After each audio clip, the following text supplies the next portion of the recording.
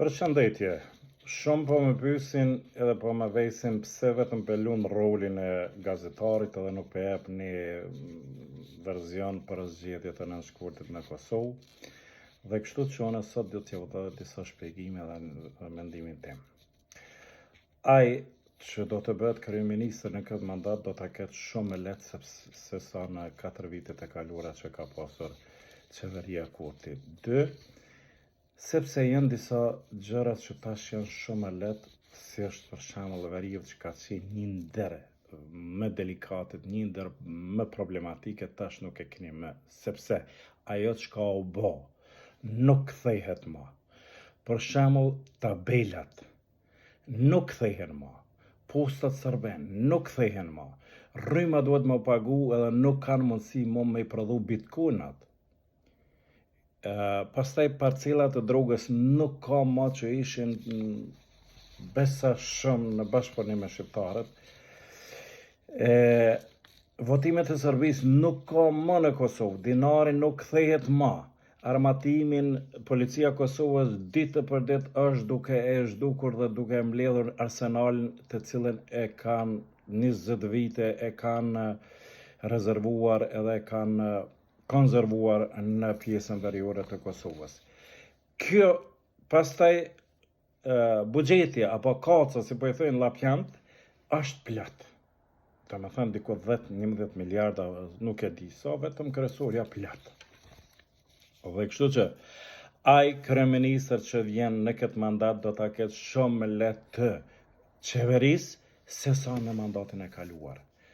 Edhe kështu që duhet më përqendru në arsim, duhet më përqendru në shëndetësi, në kulturë, në investime kapitale,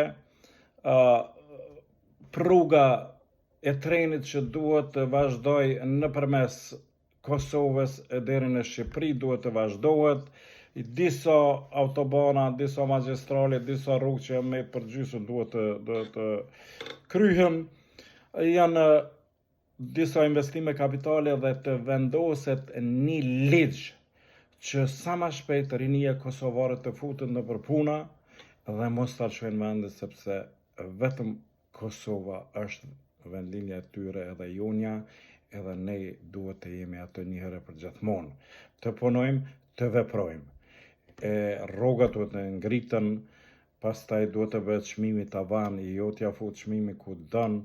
Janë disa gjëra që duhet të bëhen në Kosovë, që në Kosovë me të vërtetë duhet të ketë edhe vend për të pleq, edhe për të rinj, edhe për moshat e mesme, edhe kështu që unë mendoj se ne duhet t'ja dham edhe një shans Albin Kurtit për arsye se ai edhe Brezovicën e ka kthy nën administrimin e shtetit, ai ka bërë shumë për Kosovën e sidomos sepse ne jemi Mitrovica Lidhe, ne e di mas miri se si ka qenë para 2021-s në Mitrovicë ku hapin prej banda o trajtojqit nuk e guxoh me bo anena.